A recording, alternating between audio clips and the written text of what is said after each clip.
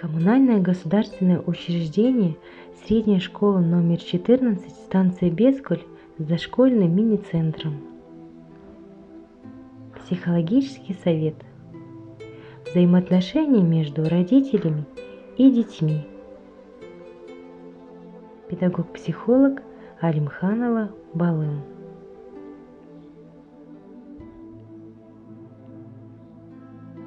Здравствуйте, уважаемые родители! Истинно мудрый человек всегда весел. В нашей жизни не бывает все совершенно плохо. Обязательно наряду с неприятными моментами есть приятные, и именно на них нужно концентрироваться. В вашей жизни есть родные, друзья, любимые, есть интересная работа, у вас есть планы и мечты. Это все те моменты, на которые следует переключиться сразу, как только мы начинаем думать о плохом. В связи со сложившейся ситуацией в нашей стране дети перешли на дистанционное обучение, поэтому сейчас особенно важно позаботиться и о своем здоровье, и главное – о физическом и моральном здоровье наших детей. Я рекомендую всем известные вещи, но они действительно важны. Уважаемые родители, это правильно подобранный режим дня для детей. Первое. Укладывать спать детей как можно раньше, для того, чтобы дети высыпались.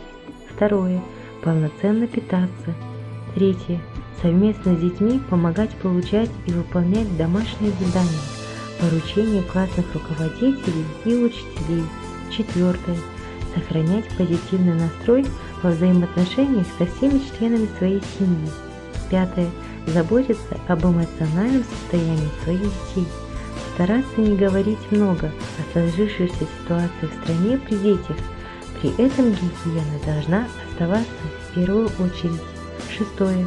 Совместно с детьми увлечься чем-нибудь занимательным, например, заняться каким-либо творчеством, умеренно заняться физической активностью или почитать что-нибудь интересное, увлекательное. Седьмое. По возможности распределить всем членам семьи обязанности каждому.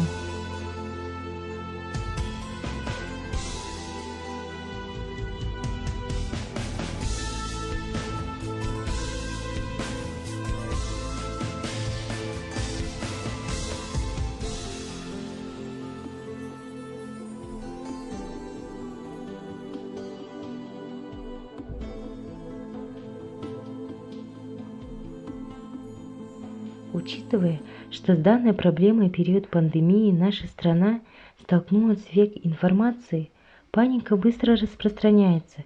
Все люди реагируют по-разному. Отсюда исходит то, что все находятся под влиянием стресса. Стресс ослабляет когнитивные функции, внимание, память, мышление, снижает скорость реакции и целенаправленность действий. В итоге люди становятся ослабленными и дезорганизованными. Поэтому, уважаемые родители, давайте поговорим с вами о том, что, во-первых, ребенок чувствует фон тревоги родителей. Если эта тревога ощущается, ребенок обязательно будет на это как-то реагировать. Он может не задавать вопросы, но модель его поведения изменится. Поэтому мои рекомендации следующие. Первое. Изучить и разобраться в данной ситуации во избежание увеличения собственного страха и неосознанного вселения страха своим детям, своей семье. Второе.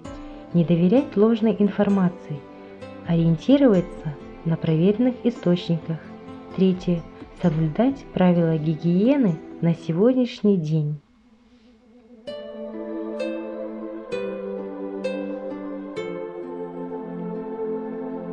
Давайте зададим себе вопрос, что я смогу сделать для себя и своих близких?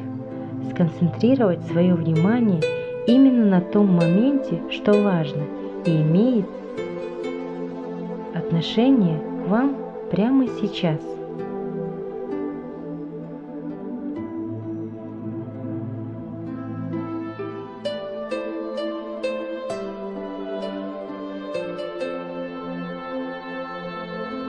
Сохранение психологического состояния и здоровья наших детей необходимо и очень важно для всех нас. Дети – это наше богатство, наша движущая сила, ради которых мы живем, родители.